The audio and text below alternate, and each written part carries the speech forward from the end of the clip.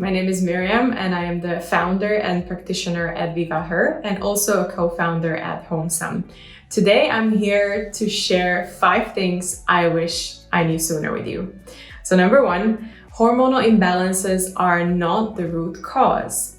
So if you know that you have hormonal imbalances, whether by watching your symptoms or doing a blood test or maybe even a Dutch test, yes, you can fix them by changing your diet and lifestyle, but ultimately, if you don't look into the root causes of these imbalances, they might come back and the chances are they actually will.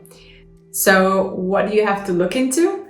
It's your ovaries, it's your thyroid, and it's your adrenals. These 3 important things need to work in sync. And if one is out of balance, it will automatically throw other things out of balance. So you need to see if your thyroid is actually healthy. And let's say it's not, let's say that some of the markers are off. You can look into the reasons for this. And this could be either in your diet, it could be stress, and it could be your environment, for example, because we know that environmental toxins are actually wreaking havoc on our health.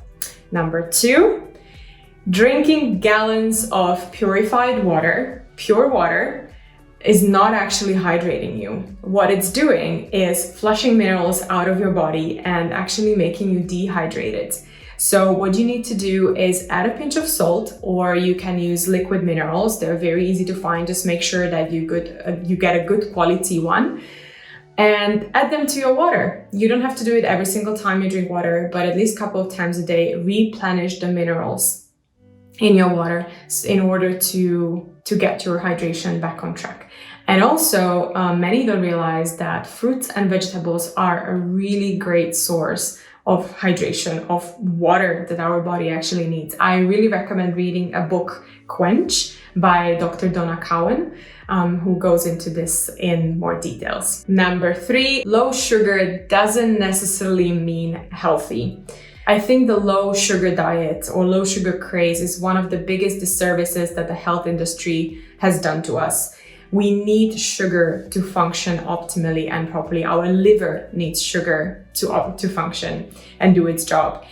But while natural sugars, such as in fruits, and some vegetables even, or maple syrup, some raw honey, and things like that are really good for you, aspartame is not. So choose your sugars wisely. Do not eat added sugar or processed sugar, but natural sugars are actually really beneficial. Number 4, what you put on your skin actually really matters and your body will absorb it. So whatever you use on your skin, whether it's a cream, whether it's a body lotion or hair products, makeup, or even nail polish, if they contain toxic chemicals, they will make their way through the skin barrier and into your bloodstream. And what happens then is that your liver has to start working ever so hard to clear these toxins out. It gets overburdened. And as a result, you might feel sluggish, you might feel brain fogged and tired all the time, but you might also develop other more serious health issues. And this is because these chemicals are hormone disruptors.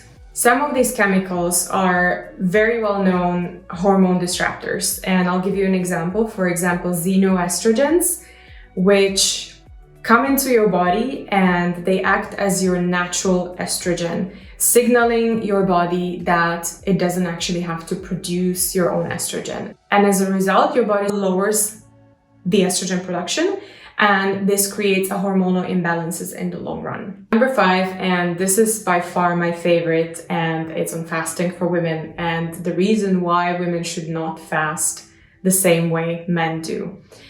Fasting has been gaining a lot of popularity over the past couple of years, especially on social media. And while it can be used for therapeutic purposes for both men and women, the problem is that everybody's fasting the same way, and it seems like there's some sort of a fasting competition going on, and the more I fast, the better, right? But what many don't realize is that women and men's hormones are completely different. While men go through their hormonal cycle every single day, women have 29 days on average, right? So what happens with fasting is that in the second half of your cycle, that means after ovulation, which is roughly 2 weeks after your period, your body goes into a state where it's actually preparing to grow a baby. And it doesn't matter whether you are actually trying to get pregnant or not.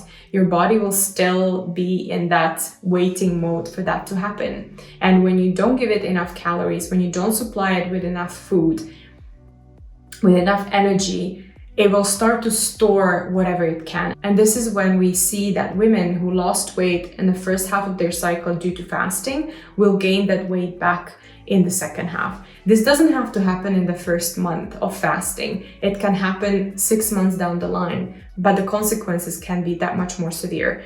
There isn't much studies done on women and fasting yet. However, those that have been done show that the ovaries of women can actually shrink due to too much fasting. The too much fasting also negatively affects the estrogen levels. So you really want to make sure that you're giving your body a steady supply of energy in form of healthy and really nutritious foods, and make sure that you really do not ever work out fasted.